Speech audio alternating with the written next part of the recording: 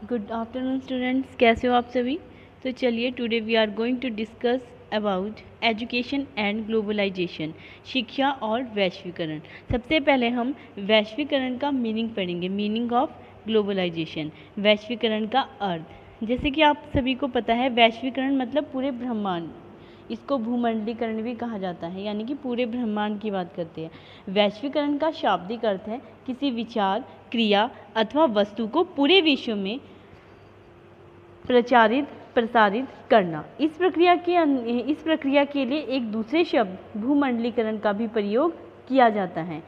उसका भी शाब्दिक अर्थ यही है, पूरे विश्व में प्रचारित एवं प्रसारित करना। परंतु वर्तमान संदर्भ में इसका अर्थ केवल कुछ भिन्न है, कुछ अधिक व्यापक है। आज से कुछ वर्ष पूर्व इस शब्द का प्रयोग केवल व्यापार के क्षेत्र में किया जाता था। तब वैश्वीकरण शब्द का अर्थ संसार के विभिन्न देशों एक दूसरे को अपने क्षेत्रों में व्यापार करने की स्वीकृति देना, एक दूसरे को अपने क्षेत्रों में उद्योग लगाने, उत्पादन करने और वस्तुओं के क्रय विक्रय में स्वीकृति देना। परंतु वर्तमान समय में इसका क्षेत्र अति व्यापक हो गया है। वर्तमान में यातायात के साधनों, दूरसंचार प्रौद्योगिकी के विकास में संसार के सभी देश एक दूसरे के अति निकट आ गए हैं। अब एक दूसरे के विकास से प्रभावित हो रहे हैं। अब प्रायः सभी देश जीवन के प्रत्येक क्षेत्र, सामाजिक, सांस्कृतिक, आर्थिक, राजनीतिक, वैज्ञानिक तथा तकनीकी आदि में एक दूसरे से आदान प्रदान कर जीवन के प्रत्येक क्षेत्र में विकास करना चाहते हैं। वर्तमान में वैश्वीकरण की प्रक्रिया अर्थव्यवस्था को ही एकीकृत नहीं करती, यह संस्कृति और प्रौद्योगिकी आदि को भी एकीकृत करती है। तो हम ये बोल सकते हैं कि वैश्वीकरण विश्व स्तर की एक गतिशील प्रक्रिया है जिसमें सहयोग व सहकारिता की भावना निहित होती है। वैश्वीकरण में प्रतिस्पर्धा के साथ साथ सहयोग भी होता है। इसका संबंध आर्थिक विकास से होता है, जिसके परिणाम स्वरूप सामाजिक व सांस्कृतिक सहयोग भी संभव है। इससे राष्ट्र व देशों के बीच सामाजिक बंधन खत्म होने लगते हैं तथा उत्पादकता बढ़ने लगती है। यह प्रक्रिया अपने साथ उदारीकरण को भी लाती है, जिससे परंपरागत दबाव मुक्त होता है। जो वैश्वीकरण शब्द है, वैश्वीकरण शब्द दो शब्दों से मिलकर बना है, विश्व प्लस एकीकरण। विश्व का अर्थ होता है पृथ्वी पर मौजूद विभिन्न देश, और एकीकरण का अर्थ है आपसी सहयोग और एक छत के नीचे आकर एक दूसरे की मदद करना। इस प्रकार वैश्वीकरण, विश्व से बना वैश्वीकरण समस्त राष्ट्रों को एक विश्व रूप देने की प्रक्रिया है, जिसमें देशों की सीमाएं खोलने की प्रक्रिया प्रारंभ होती है। आज विश्व में शिक्षा, व्यापार, कृषि, राजनीति की दृष्टि से सीमाएं खुल गई हैं। वैश्वीकरण व्यापार और आर्थिक जगत में चलने वाली एक प्रक्रिया के रूप में उभरा संप्रत्यय है। इसके अनुसार पूरे विश्व को भविष्य के लिए तैयार करने के उद्देश्य से एक बाजार के रूप में लघुग्राम, ग्लोबल विलेज माना जाता है, जिसमें एक कोने में बैठा उपभोक्ता विश्व के दूसरे कोने के उत्पादक के माल का उपभोग करने में समर्थ होता है। आर्थिक स्तर पर प्रारंभ हुआ यह आदान प्रदान अन्य क्षेत्रों तक भी पहुंच चुका है। तो चलिए, ये तो था इसका मीनिंग वैश्वीकरण का। अब हम बात करते हैं इसकी कुछ परिभाषाओं की। वेबस्टर शब्दकोश के अनुसार संपूर्ण विश्व को आर्थिक, सामाजिक, राजनीतिक क्षेत्र में अंतर्निर्भर तथा आधुनिक संचार माध्यमों से घनिष्ठ रूप से निकट समझना ही वैश्वीकरण है। नंबर 2, प्रोफेसर के मनस्वी के अनुसार उदारीकरण, आर्थिक विकास तथा निजीकरण के सामंजस्य को विश्व स्तरीय प्रक्रिया को वैश्वीकरण कहते हैं। उसके बाद थे प्रोफेसर एस.के. दुबे के अनुसार वैश्वीकरण के अंतर्गत वे सभी शैक्षिक, सामाजिक और आर्थिक क्रियाएं आती हैं जो मानव कल्याण से संबंधित होती हैं। फिर बात करते हैं हम इसके जो वैश्वीकरण है, वैश्वीकरण एक और डेफिनेशन है श्रीमती आर.के. शर्मा, वैज्ञानिक प्रगति, आर्थिक समानता एवं मानव कल्याण के लिए विश्व स्तरीय प्रयास वैश्वीकरण कहलाता है।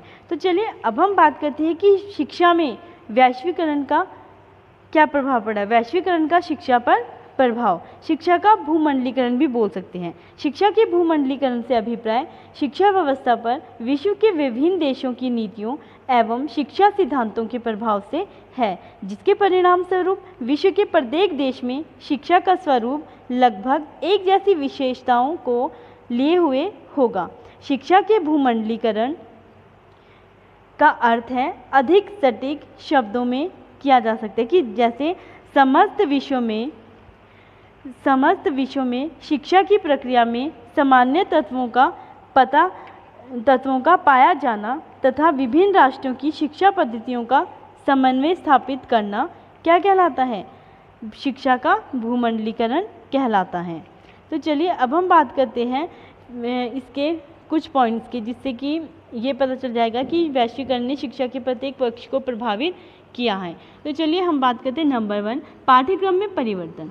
भूमंडलीकरण या वैश्वीकरण के फलस्वरूप शिक्षा के पाठ्यक्रम में परिवर्तन आया है। उदाहरण के लिए पहली शिक्षा का पाठ्यक्रम समाज एवं देश की आवश्यकता अनुसार होता था। अब पाठ्यक्रम में फ्रेंच, जर्मनी, रूसी भाषाओं का साहित्य को भी जोड़ा गया है, क्योंकि वैश्वीकरण की प्रक्रिया में विद्यार्थी शिक्षा प्राप्त करके विश्व में किसी भी कोने में जा सकता है तथा विद्यार्थी को अन्य भाषाओं की जानकारी भी होनी चाहिए। नंबर 2, शिक्षण संस्थाओं के स्वरूप पर प्रभाव। वैश्वीकरण के फलस्वरूप शिक्षा संस्थाओं का भौतिक स्वरूप भी बदल गया है। विदेशी प्रारूप के आधार पर संस्थाओं का निर्माण हो रहा है। उदाहरण के लिए खुले उद्यान, क्रीड़ा क्षेत्र तथा संस्थाओं के स्थान पर बहुमंजिला इमारतें दिखाई दे रही हैं। नेक्स्ट है शिक्षा के लक्ष्यों का प्रभाव। भूमंडलीकरण या वैश्वीकरण की प्रक्रिया से शिक्षा के लक्ष्य प्रभावित हुए हैं। पूर्व में हम शिक्षा के लक्ष्य में अंत में एक लक्ष्य अंतर्राष्ट्रीयता की भावना का विकास रखा करते थे। अब मुख्य उद्देश्य बन गया है हमें विद्यार्थी को विश्व की चुनौतियों को स्वीकार करने के लिए तैयार करना पड़ता है। इसी कारण उसे बाल्यावस्था से ही विभिन्न अनुभव प्रदान किए जाते हैं। नेक्स्ट है हमारा शिक्षण व्यूह रचनाओं में परिवर्तन। भूमंडलीकरण के परिणाम स्वरूप शिक्षा व्यवस्था पर पड़ने वाले प्रभावों में भी एक प्रमुख प्रभाव पढ़ने पढ़ाने के तरीकों पर पड़ा है। आज टेलीकॉन्फ्रेंसिंग के द्वारा विश्व के किसी भी कोने में स्थित विश्वविद्यालय से शिक्षा ग्रहण की जा सकती है। शिक्षण व्यूह रचनाओं के नवाचारों का प्रयोग किया जाने लगा है। नेक्स्ट है सीखने के अनुभवों पर प्रभाव। भूमंडलीकरण तथा भारतीय शिक्षा व्यवस्था पर प्रभाव हमें सीखने के अनुभवों पर भी दिखाई देता है। पहले केवल भारतीय महापुरुषों के जन्म दिवस ही मनाए जाते थे। वर्तमान में विद्यार्थियों को विश्व का ज्ञान देने के लिए अंतर्राष्ट्रीय दिवस भी मनाए जाते हैं तथा विश्व स्वास्थ्य दिवस, विश्व पर्यावरण दिवस, विश्व मानवाधिकार दिवस इत्यादि आयोजन किया जाता है। नेक्स्ट है हमारा अंतिम जो शिक्षा पर प्रभाव पड़ा, शिक्षक पर प्रभाव। जब हम सभी अनुभव करते हैं कि विश्व में तकनीकी ज्ञान के कारण दूरियां सिमट गई हैं, शिक्षक भी इन प्रभावों से अछूता नहीं रह गया। वर्तमान समय में शिक्षक को अपने विषय के ज्ञान के साथ साथ विश्व घटनाक्रम का उद्दीपन करना होता है।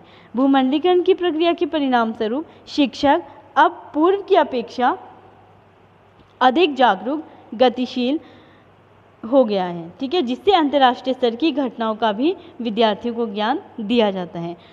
तो उपरोक्त जो भी हमने ये पॉइंट्स पढ़े, इनके आधार पर हम कह सकते हैं कि विश्वीकरण का शिक्षा व्यवस्था पर बहुत प्रभाव पड़ा है। तो चलिए अब हम बात करते हैं वैश्वीकरण तथा विद्यालयों का परिवर्तित स्वरूप कि विद्यालय में इसका क्या प्रभाव पड़ता है वैश्वीकरण का, ठीक है। वैश्वीकरण तथा विद्यालयों में परिवर्तित स्वरूप को निम्नलिखित बिंदुओं से स्पष्ट किया जाता है। नंबर 1, शिक्षा के उद्देश्य का पुनर्निर्धारण। शिक्षा के उद्देश्यों के पुनर्निर्धारण के द्वारा गुणवत्ता में वृद्धि की जा सकती है। वैश्वीकरण निम्नलिखित उद्देश्यों का निर्धारण करता है। नंबर 1, वैश्वीकरण के लिए शिक्षा इस प्रकार की होनी चाहिए जिसमें आधुनिकीकरण का भी प्रयास किया जाए, जैसे कार्यक्षमता बढ़ाना, जीवन के हर क्षेत्र में विश्व की वैज्ञानिक खोज, तकनीकी या प्रबंधन तकनीकी को अपनाकर उत्पादन बढ़ाना, आर्थिक विकास द्वारा जीवन स्तर ऊपर उठाना। नंबर 2, छात्र के अंदर विश्व नागरिकता की भावना का विकास होना चाहिए, अर्थात उसे केवल अपने बारे में ना सोचकर संपूर्ण विश्व को अपना एक परिवार समझकर उसके हितों के लिए चिंता करनी चाहिए, जिससे कि छात्र में विश्व नागरिकता की भावना निरंतर वृद्धि होती रहे। उसके बाद नेक्स्ट था हमारे छात्रों में व्यावसायिक दक्षता होनी चाहिए। नेक्स्ट था शाश्वत मूल्यों का हस्तांतरण किया जाना चाहिए। नंबर 2, ये था पहला पॉइंट, शिक्षा के उद्देश्यों का पुनर्निर्धारण। नंबर 2, वैश्वीकरण शिक्षण की नवीन विधियाँ। वैश्वीकरण के लिए विद्यालय में पहले से ही प्रचलित शिक्षण विधियों में भी बदलाव लाना होगा। आज की शिक्षा शिक्षकों पर आधारित ना होकर छात्रों पर आधारित शिक्षा है। छात्र ज्ञान की खोज में अलग अलग नए प्रयोग करते रहते हैं, जिससे कि अभिक्रमित अनुदेशन, कंप्यूटरी तथा अनुदेशन प्रमुख है। वर्तमान समय में छात्र इंटरनेट की मदद से विभिन्न पुस्तकालयों व अनेक पुस्तकों की मदद से पुस्तकों से स्वयं ही पढ़ सकते हैं। इसलिए वैश्वीकरण के अंतर्गत ऐसी नवीन विधियों को शिक्षण पद्धति का स्थान देना चाहिए। नेक्स्ट हमारा नंबर 3 पाठ्यक्रम का पुनर्निर्धारण। वर्तमान समय में जबकि शिक्षा के उद्देश्यों में परिवर्तन आया है, तो ऐसे में पाठ्यक्रम का पुनर्निर्धारण भी अति आवश्यक है।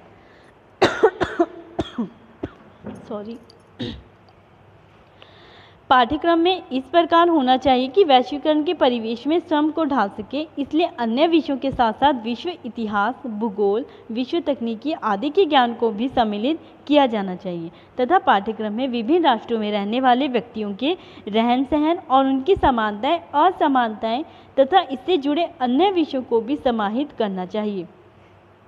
नेक्स्ट है हमारा वैश्वीकरण व शिक्षा का माध्यम। वर्तमान समय में भारत विश्व में तीव्र गति से आगे बढ़ रहा है, क्योंकि हम विभिन्न देशों में उनकी भाषा में संवाद कर सकने के समर्थ हैं।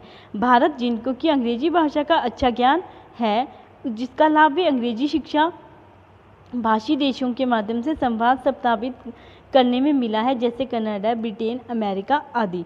भारत को इन देशों से उच्च शिक्षा में प्रवेश, विभिन्न तकनीकी संस्थानों में नौकरियां आदि मिलने में अंग्रेजी भाषा का ज्ञान सहायक हुआ है। इसलिए वैश्वीकरण हेतु भारतीय भाषाओं के साथ अंतर्राष्ट्रीय भाषा अंग्रेजी का भी व्यवहारिक ज्ञान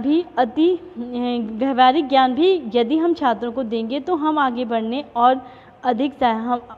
में और अधिक सहायता प्राप्त होगी।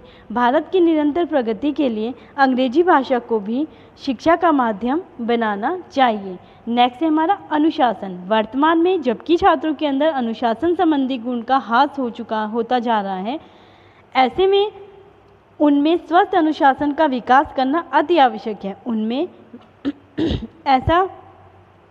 ऐसी भावना जागृत हो जो उन्हें वैश्वीकरण के दृष्टिकोण से चिंतन और निर्णय करने के लिए प्रेरित कर सके। नाउ लास्ट पॉइंट इज वैश्वीकरण एवं शिक्षक। वैश्वीकरण हेतु शिक्षकों की पुरानी परंपरागत भूमिका में परिवर्तन होना बहुत आवश्यक है। शिक्षक को ज्ञान का स्रोत नहीं समझा जाना चाहिए, वह तो उन ज्ञान को प्राप्त करने के लिए कड़ी मात्र है। शिक्षा का ज्ञान पहुंचाने का माध्यम हो शिक्षक। शिक्षक की भूमिका मार्गदर्शक होती है। यह छात्रों का मार्गदर्शन करता है और उसकी सहायता से छात्र आगे बढ़ जाते हैं और अपने लक्ष्यों की प्राप्ति कर पाते हैं। इसलिए अति आवश्यक है कि शिक्षक स्वयं शिक्षा की नई विधियों में ज्ञान के विभिन्न स्रोतों में परिवर्तित हो, तभी वह छात्र को भी नवीन शिक्षण विधि में पढ़ा सकेगा। भारत ने इस दिशा में NCTE कई सराहनीय प्रयास किए हैं। तो ये तो थे हमारे कि वैश्वीकरण और विद्यालयों में परिवर्तित स्वरूप। तो चलिए अब हम बात करते हैं वैश्वीकरण के लाभों की। तो जिसका पहला लाभ है उसके बारे में पढ़ते हैं, ज्ञान का सर्वव्यापीकरण। ज्ञान का सर्वव्यापीकरण वैश्वीकरण के द्वारा ही संभव हुआ है, जिसे एक स्थान पर हो रहे विकास आविष्कार का लाभ केवल उसी देश को ही नहीं मिलता है, बल्कि संपूर्ण विश्व को उसका लाभ उठा सकता है। इससे दोनों देशों के बीच का अंतर समाप्त हो जाता है। तो चलिए नंबर 2, विश्व नागरिकता की भावना का विकास। वैश्वीकरण की प्रक्रिया द्वारा विश्व नागरिकता की भावना का विकास होता है, जिसके अनुसार प्रत्येक राष्ट्र सभी राष्ट्रों के नागरिकों का ध्यान रखकर नीतियों का निर्धारण करता है। नंबर 3, आर्थिक विकास। वैश्वीकरण द्वारा आर्थिक विकास में भी सहायता मिलती है। प्रत्येक राष्ट्र को किसी न किसी वस्तु के लिए अन्य राष्ट्रों पर आश्रित होना ही पड़ता है, क्योंकि कोई भी राष्ट्र पूर्ण रूप से आत्मनिर्भर नहीं हो सकता और आर्थिक विकास करने के लिए राष्ट्र एक दूसरे का सहयोग करते हैं। नंबर 4, शिक्षा की सर्व उपलब्धता। वैश्वीकरण के द्वारा ही शिक्षा की सर्व उपलब्धता अनुभव हुई है। इसी कारण शिक्षा को सर्व सुलभ बनाने के लिए वैश्वीकरण बहुत आवश्यक है। नेक्स्ट है हमारा विश्व स्तरीय समस्याओं का समाधान। वैश्वीकरण द्वारा ही विश्व स्तरीय समस्याओं का समाधान भी संभव हुआ है, जैसे शांति, सुरक्षा, बेरोजगारी, गरीबी आदि। तो ये तो थे हमारे वैश्वीकरण के लाभ या भूमंडलीकरण के लाभ। नाउ अब हम चर्चा करते हैं वैश्वीकरण की कुछ हानियों के बारे में। तो चलिए स्टार्ट करते हैं इसकी हानियाँ। नंबर 1, भारत की मातृभाषा हिंदी है, परंतु वैश्वीकरण के कारण यहाँ अंग्रेजी का प्रयोग इतना बढ़ गया है कि अन्य भाषा का अस्तित्व ही खतरे में पड़ गया है, और तो लोग अपने मातृभाषा से ही अभिगन्य होते जा रहे हैं। नंबर 2,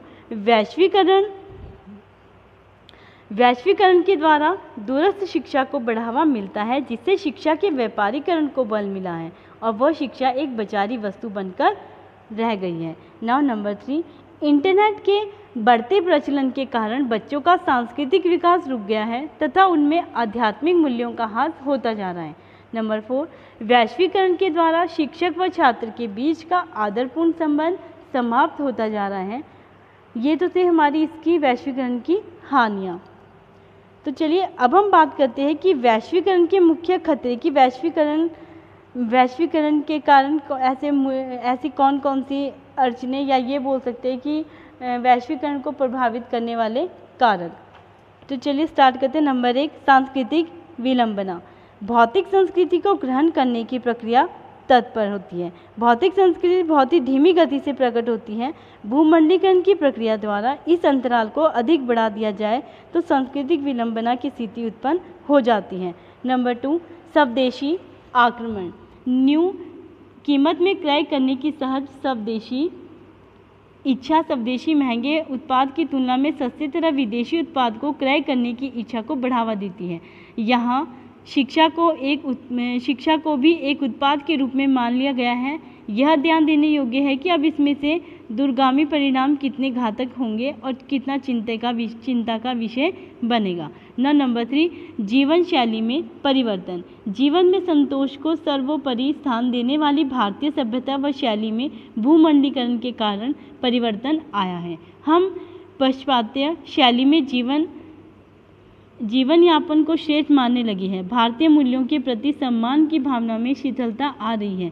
परिवर्तित परिदृश्य में क्या ग्रहण करें क्या नहीं, यह विभ्रम उपस्थित हो गया है। नेक्स्ट है हमारा सांस्कृतिक प्रदूषण। अपनी संस्कृति को बनाए रखना प्रत्येक समाज का दायित्व है। विश्वग्राम की अवधारणा से मिश्रित सांस्कृतिक मूल्यों की व्यवस्था जन्म लेगी, जिससे अनिवार्य नहीं सब कुछ अच्छा ही ग्रहण किया जाएगा। यह एक प्रकार से प्रक्रिया सांस्कृतिक प्रदूषण उत्पन्न करेगी। नेक्स्ट है हमारा लघु उद्योगों को खतरा। मशीनों से बना उत्पाद हस्त निर्मित उत्पाद से सस्ता होता है। मशीनीकरण एवं अन्य देशों से स्वतंत्र व्यापार के परिणाम स्वरूप लघु उद्योग अपने अस्तित्व भी नहीं संभाल सकेंगे। तो ये तो थे वैश्वीकरण को प्रभावित करने वाले कारक। धन्यवाद।